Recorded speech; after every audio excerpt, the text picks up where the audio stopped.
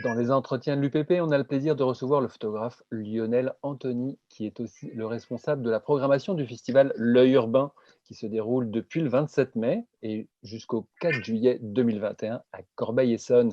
Bonjour Lionel. Bonjour. Lionel, Ah, quelques mots pour vous présenter. Vous êtes photographe depuis 25 ans, bien que vous ayez démarré votre carrière dans la publicité, c'est le reportage d'actualité, la presse et l'image documentaire qui prennent rapidement le pas. C'est en Afrique, à partir des années 1990, que vous allez entamer vos premiers sujets au long cours. Pendant 10 ans, vous sillonnez le continent. Vous avez publié 3 livres, Face au Nord-Sud, préfacé par Raymond Depardon, quand même, Confidence d'Afrique et Géol Mauritanie. Vous avez produit aussi de nombreuses expositions, L'âme en transe, Man in Africa, pour ne citer qu'elles. En parallèle, vous ne cessez de travailler sur le terrain politique et social, cherchant sans relâche à documenter, tout en gardant un subtil équilibre entre journalisme et esthétisme. Passionné par la custom culture, c'est sous le pseudonyme Hoppy and the Lance Rider que vous commencez à vous intéresser à la question du groupe, de clan et de la fraternité. Vous rencontrez par hasard un vélo custom et il y a 3 ans, et le sujet prend soudain corps avec Brothers of Cycle. C'est le premier opus de votre travail sur le vélo custom et les Brothers of Cycle. Vous pensez déjà à la suite et vous comptez poursuivre votre travail en Russie, au Japon et à Hawaï. Première question, Anthony, c'est quoi le custom vélo? Le vélo custom, c'est quoi?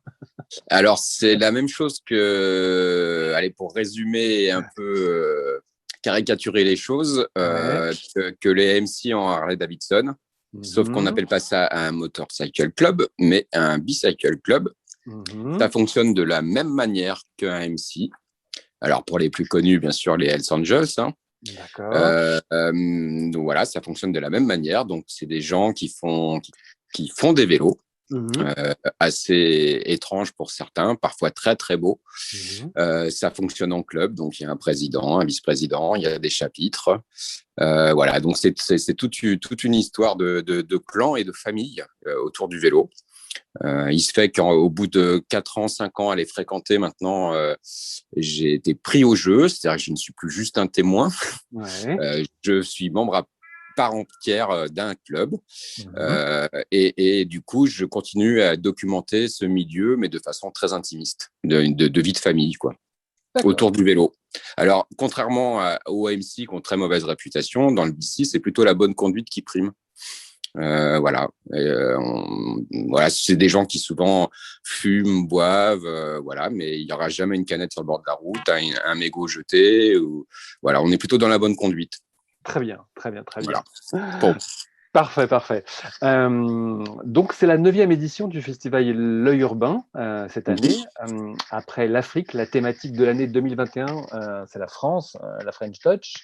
Les photographes exposés dressent une cartographie des territoires connus et visibles, mais aussi d'une France en marge sur laquelle ils nous obligent à ne pas détourner notre regard. À l'instar de ce que décrit Jérôme Fourquet dans son livre Archipel français, les photographes rendent compte de cette métamorphose et de cette mise en archipel qui s'ignorent entre elles. Chacun, à sa manière, tente de répondre à la question où allons-nous? Lionel, vraiment, première question, comment est né ce festival?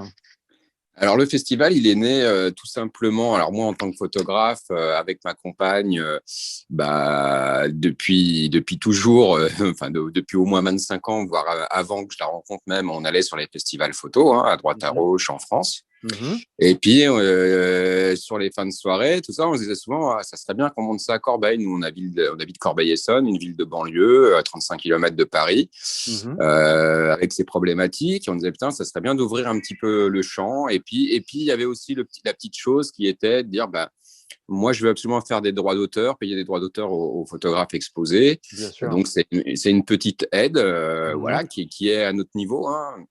Voilà, pour la photographie. Et puis, on se disait que Corbeil-Essonnes, bah voilà, c'est une ville de banlieue, c'est un territoire urbain.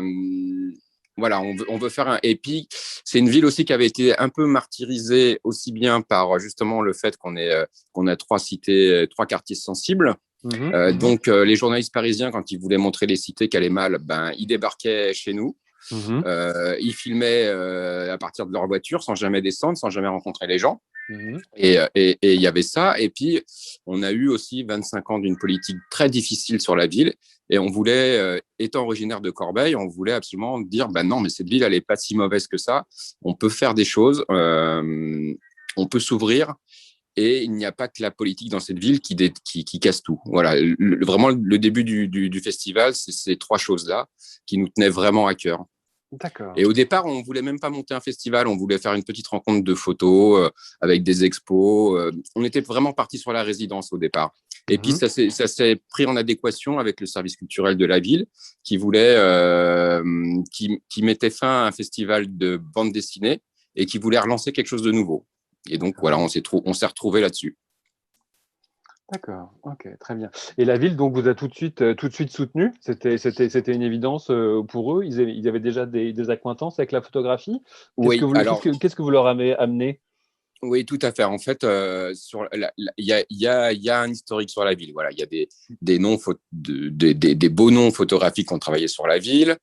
Euh, et puis, on a aussi sûrement le premier lycée de France qui s'appelle le lycée Robert Doisneau, qui est juste Hmm. une histoire de rencontre Ouais. entre un professeur et Robert Doisneau, une histoire d'amitié. Ouais. Et ce nom, c'est fait comme ça. Donc, et il y a eu, même historiquement, voilà, où l'ironie, ça a été exposé à Corbeil, Guy Le Quérec, Laurent Monlao. Voilà, il y avait déjà une tradition photographique sur la ville. D'accord. Ouais, une Et on voulait certaine. aller un peu plus loin. Parfait, parfait. Donc il y avait déjà une certaine sensibilité, on va Oui. dire. Voilà. Ouais. Et puis, on est une ville de papier, donc ça va aussi avec la photographie. Mhm. Mhm. Peut-être plus ancienne, mais ça va quand même. Voilà, le papier, ça reste, on le voit très bien chez beaucoup d'entre nous. Quand on fait un livre ou une expo, le papier reste quelque chose d'important. Bien sûr. Ouais, Voilà. bien sûr. Ouais, tout à fait. Le visiteur va avoir accès à une vision très large de ce qui fait la France d'hier et d'aujourd'hui. Mmh. Alors, il y a il y a ce musée de Bièvre, le musée français de la photographie, hein, dans Mmh. le département de l'Essonne. Donc ça, Mmh. c'est une expo sur à la médiathèque Chantemerle. Donc ça, c'est Tout la à vie fait. en page. Et ça, c'est quand même un siècle d'albums de famille. C'est étonnant, non? Oui, oui. Alors, nous, c'est un partenariat qu'on a. Bon, on a la chance d'avoir le musée français de la photographie dans le département, Mhm. que le département de l'Essonne est notre premier partenaire. Donc, tout de suite, dès la création du festival, on a mis un partenariat en place avec eux. Euh, alors, on n'a pas les conditions muséales qu'il faudrait, donc on n'expose pas les originaux, Mhm. malheureusement. Mhm. On fait des reproductions, mais ça reste des beaux tirages. Et depuis maintenant, alors je crois qu'on a commencé il y a 8 ans avec eux, donc pas tout à fait la première édition, mais au bout de Ouais. 8 ans, on a commencé à faire des expositions historiques sur la photographie, sur des procédés anciens. Mhm. Là, c'est l'album de famille. L'album de famille qui, je pense, malheureusement, se perd un petit peu avec le numérique, mais qui reste pour tout enfant une grande découverte quand on tombe dedans à un moment donné. Ouais, ouais, tout à fait, je pense. Ouais, ouais. Voilà. Enfin, j'en ai quelques-uns à la maison, donc Bah, oui, oui, tout à fait. je crois que on n'a pas besoin d'être photographe pour être sensibilisé à l'album de famille. En fait, tout le monde s'y retrouve. Et, Ouais. à un moment donné, retrouver les vieilles photos de ses arrière-grands-parents avec les vieilles voitures, les costumes, voilà, c'est toujours quelque chose de très intéressant. Absolument. On passe sur quelque chose qui est d'actualité parce que c'est en ce moment, c'est le Tour de Mm. France, Ouais. sauf que celui-ci, ça, c'est celui de 1985 de John Vink. C'est une commande de Libération, je crois, à la base. Oui. Ouais. Et ça, c'est donc en noir et blanc. Et donc ça, c'est quoi? C'est ce que vous vouliez. C'est une France. Lui, il a un côté un peu caustique aussi, John Vink quand même. Ouais. Voilà, Ouais. il y Alors a moi, ce côté belge qu'on ressent bien et qui est assez acide, qui est étonnant. dans une programmation, il y a toujours des côtés un peu personnels, donc forcément, on va revenir au vélo. Mhm. Bien sûr. Voilà. Puis avec John Vink, il y avait autre chose qui nous rapprochait, qui était l'Afrique au départ. Moi, je connais le travail de John Vink via ses travaux en Afrique. Donc, forcément, ça faisait quelques années que j'avais très envie de l'exposer. Mhm. Également via sa nouvelle agence, l'agence Maps, avec qui on s'entend bien et ça se passe très très bien. Et donc voilà, il y avait ça. Et puis on retournait. Je voulais pas un Tour de France moderne, même si c'est 85. ça paraît pas si vieux. Mhm. Enfin, pour moi, ça me paraît pas si vieux, mais quand on voit les images, voilà, l'époque est plus la même. Et puis, il y a, je sais pas si c'est côté belge, mais il y a beaucoup d'humour dans les photos de John. Absolument, Donc, absolument. voilà. C'est les 25 ans du film La Haine et Ouais. donc est sorti chez Clémentine de la Ferronnière donc le livre avec les photos de Gilles Favier.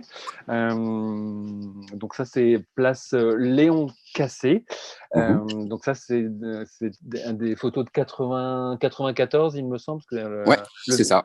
c'est ça. Et, donc ça c'est vraiment la base parce que le film a été un énorme succès et puis a posé les bases aussi peut-être d'une vision sur la banlieue ou les banlieues sur les territoires.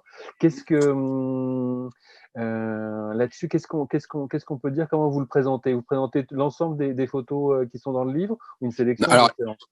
non, il y a pas l'ensemble des photos. Nous, le projet de départ, alors il y a plein de choses. Encore une fois, il y a les côtés personnels.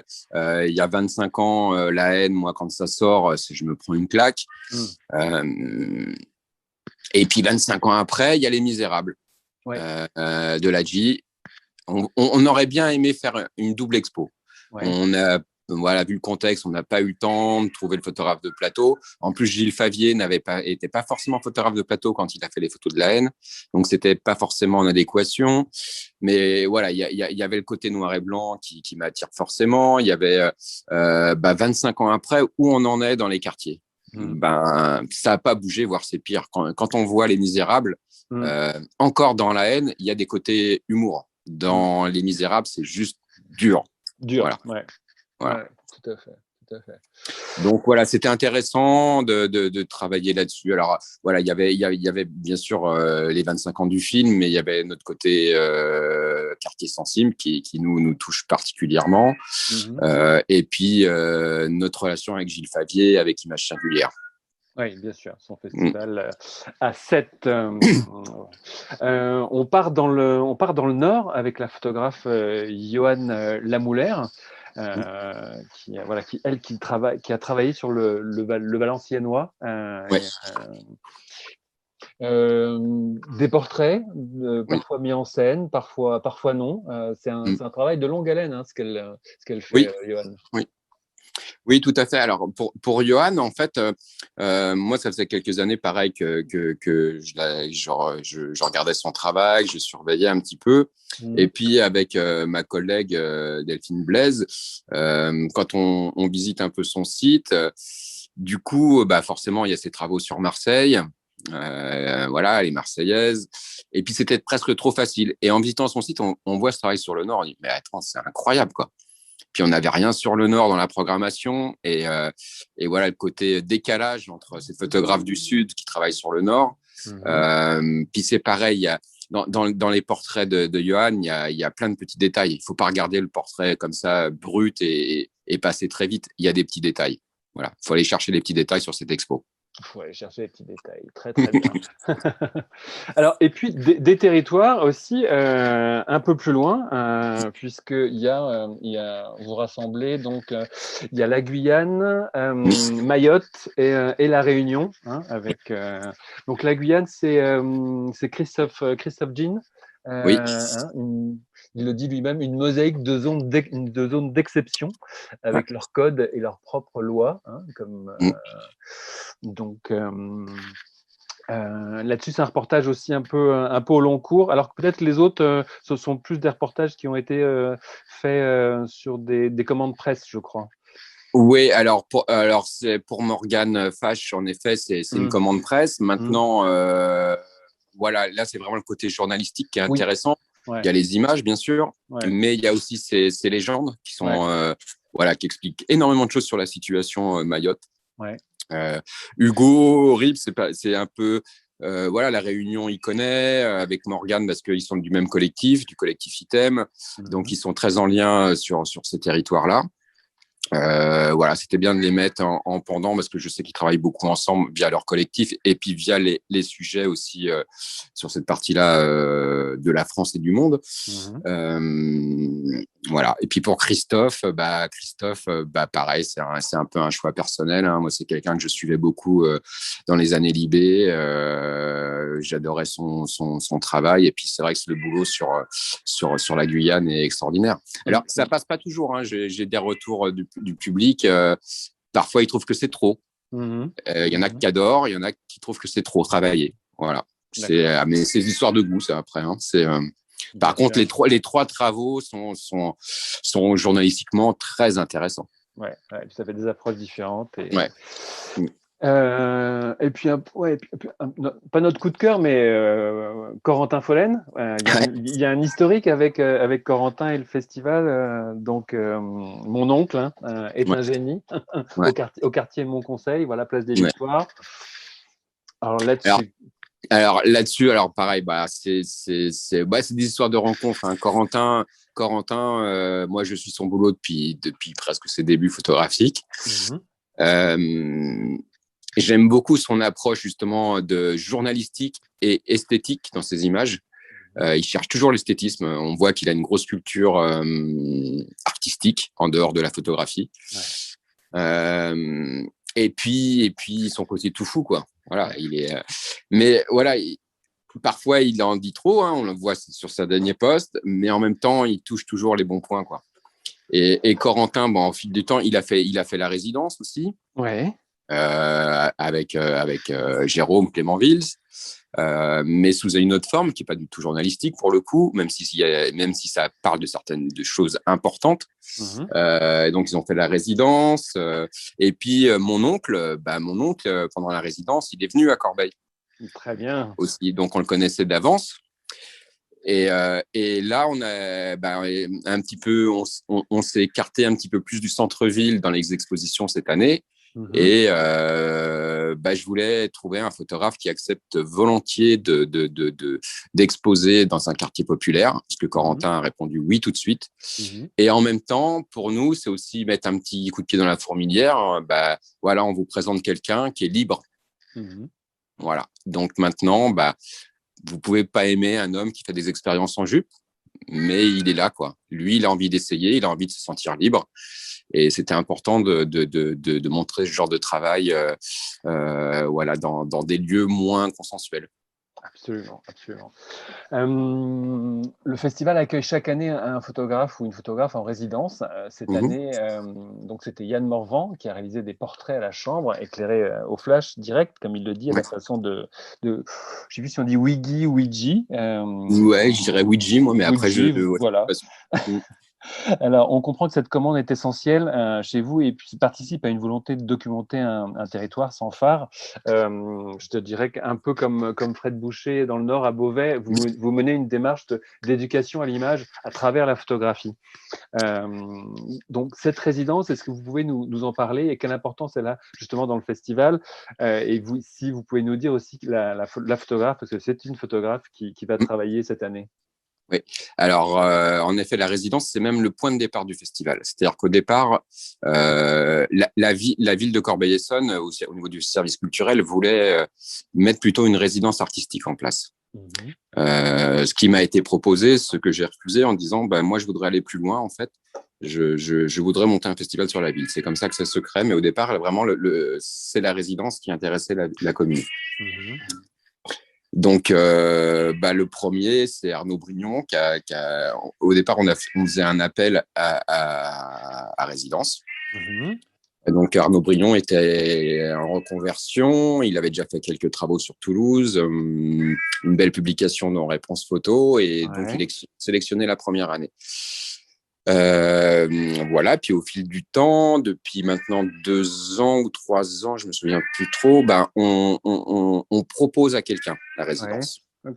Voilà, pour des histoires d'organisation en fait, voilà, et de comptabilité, parce que de compatibilité, excusez-moi, et là-dessus on est, voilà, la résidence elle dure 1 an. D'accord. Donc il faut que ça colle entre tout le monde. Bien sûr. Donc, on est plus maintenant sur des photographes qu'on a peut-être déjà exposés, mais avec qui ça s'est très bien passé. Et du coup, on sent aussi la sensibilité qu'il va apporter sur la ville. Donc, c'est ça qui nous est vraiment important. Donc, cette année, pour la huitième résidence, c'est Yann Morvan. Donc, pareil, c'est un fidèle, c'est comme Corentin Follen, ça fait 3 fois qu'on l'expose. Et puis là, vu qu'on s'entend très bien avec Yann, je dis, est-ce que ça te branche? Il n'avait jamais fait de résidence, donc c'est aussi une première pour lui. C'est fou ça, parce que avec la carrière qu'il a. Avec la carrière qu'il a, parce que nous, à l'UPP, on l'avait reçu pour Hexagone, voilà, avec Eric Bouvet, et c'est vrai que, là, tu viens de m'apprendre, je savais pas qu'il avait jamais fait de résidence, c'était sa première. Il a été organisateur de festival, il a tout fait dans sa carrière, je pense, mais la résidence, il l'avait jamais fait. Ouais, c'est vrai. Donc c'est aussi, c'est pas quelque chose d'évident la résidence. Moi je pense, pour en avoir fait aussi, c'est essayer des choses, se mettre en danger. Et c'est pas, même si c'est pas une commande, il y a quand même, il faut à un moment donné arriver à un point final et faire un rendu dans la ville où on l'a fait avec les gens qu'on a côtoyés, quoi. Donc c'est jamais quelque chose de facile, je pense. Ouais, tout à fait. Donc là, il l'a fait donc en noir et blanc, à la chambre toujours, et puis le petit coup de flash Voilà, avec des tirages derrière en exposition qui font 2 mètres. Donc c'est une belle exposition, très belle exposition.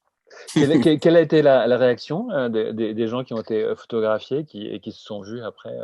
On a un très très bon retour. Très très bon retour, parce qu'en plus Yann a fait des micro-interviews des gens qu'il rencontrait, pour qu'ils parlent eux-mêmes de la ville, ce qu'ils aiment dans cette ville, ce qu'ils n'aiment pas, leur parcours, etc. Et il y a un très bon retour de la population, quoi. Ça marche très bien. En plus, ils ont l'impression de côtoyer on a beau être une ville de plus de 50 000 habitants, ça reste un village. Donc, on se connaît tous ici. Très, très bien. Et ils apprennent des choses sur leurs voisins. Oui. Donc, non, ça fonctionne très bien. Très bon retour. Super.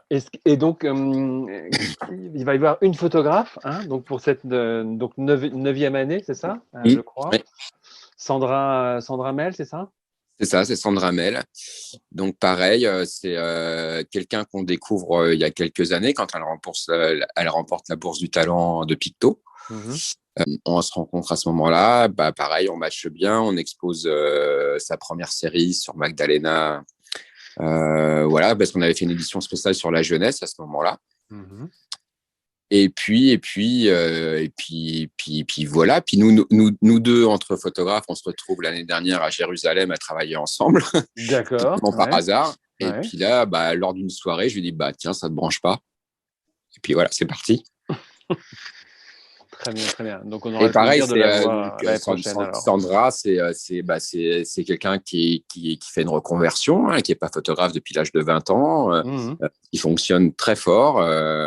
Et là, elle vient de commencer et je pense qu'on aura un très beau rendu elle est partie sur l'intimité des jeunes en 2021. Donc, dans une ville comme Corbeil, c'est très intéressant. Puis, on sait que la jeunesse, avec ce qu'on vient de passer depuis 1 an et demi, c'est très compliqué, quoi. Les rencontres, etc., quoi. Donc, on lui souhaite bonne chance, parce qu'elle elle commence tout juste. Elle arrive, elle a déjà fait 2 passages chez nous. Et là, elle revient pour une plus longue immersion cet été. Là, elle arrive la semaine prochaine. Magnifique, très très bien. Donc le lien avec le territoire, très très important. Est-ce que cette année il y avait les rencontres avec les détenus du centre de semi-liberté? Est-ce que vous avez pu le faire cette Alors année? Malheureusement pas cette année, mais on l'a fait encore, même sous le contexte actuel, sur la dernière édition au mois d'octobre. Avec une exposition de Cédric Gerbehet.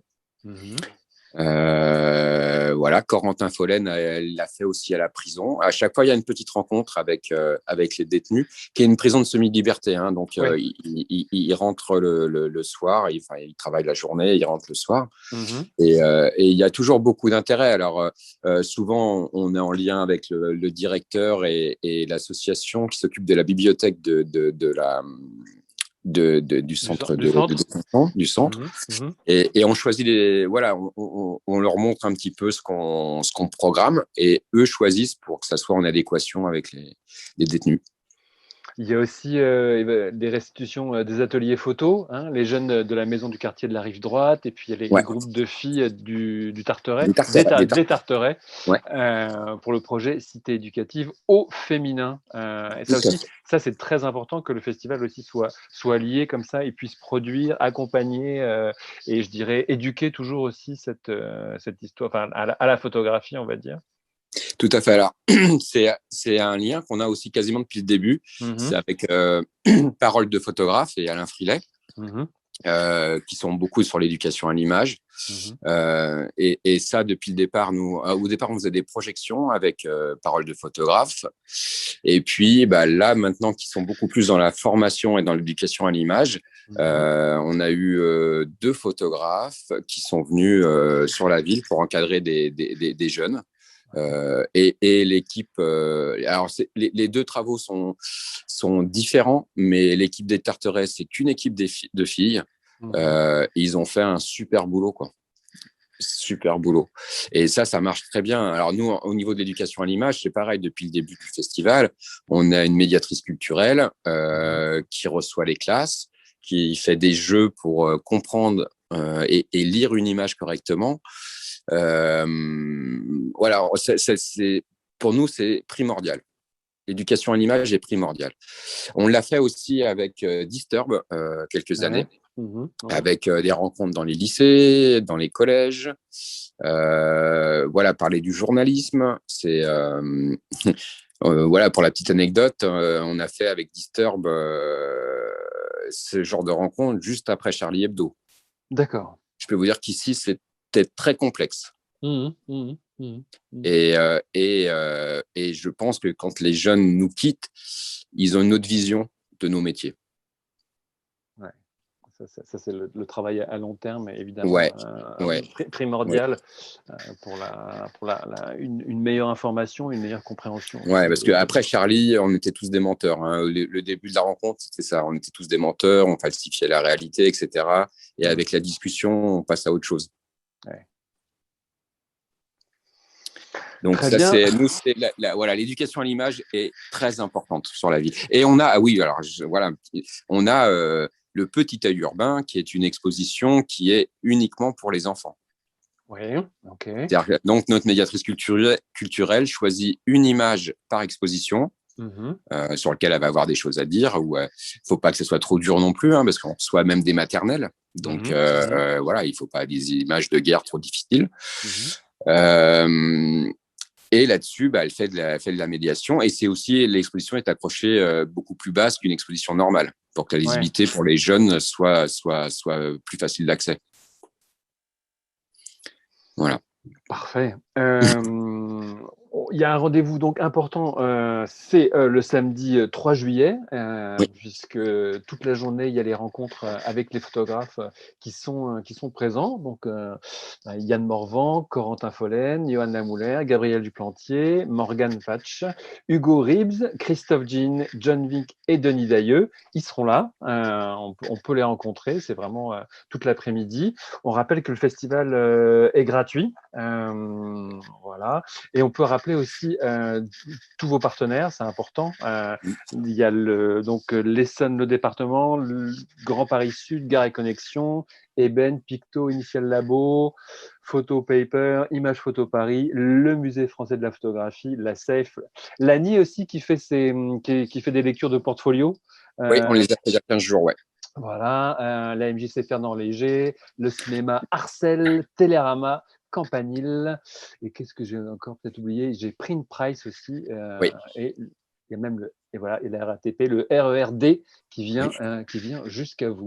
Voilà. Et puis on retrouve toutes vos informations sur les www.l'œilurbain.fr. Merci Lionel pour cet entretien. Merci beaucoup. Et puis, Je rappelle juste une petite chose, Arnaud, pour les lectures de portfolio de l'ANI, parce que je le rappelle, parce qu'on a fait quelque chose avec Dimitri Beck et les stagiaires de Polka. Oui. Voilà, Dimitri a bien signalé que les lectures de portfolio, c'était bien de s'y inscrire. On a très peu de retours, sûrement parce qu'on est en banlieue. Mais on rappelle que nos lectures sont gratuites. Donc, c'est important pour les jeunes photographes ou les photographes plus aguerris de venir monter leur travail à des iconos qui auront vraiment quelque chose et peut-être faire un lien. Mais nous, c'est gratuit. Absolument. Donc, si on le remet en place l'année prochaine, vraiment, amis photographes, n'hésitez pas, c'est important. Les lectures de portfolio, c'est très très important pour montrer son travail, pour avoir des critiques, pour aller plus loin. Et puis les iconographes de l'ANI font un travail formidable et Polka aussi. On en fait aussi à l'UPP et c'est très très très important. Et c'est vrai que parfois on est un peu déçu quand les gens viennent pas. Donc voilà, il faut le dire. Et voilà, donc non. Et voilà, grande invitation à venir voir. Donc l'œil urbain jusqu'au 4 juillet, hein, c'est ça. C'est ça. Jusqu'au 4 juillet, voilà, avec une très belle journée, en tout cas de ce samedi 3 juillet. Lionel, merci infiniment et puis à très vite. Merci. Et on vous donne rendez-vous pour les 10 ans en avril 2022. C'est important, les 10 ans. On espère faire quelque chose de grand. Les 10 ans de l'œil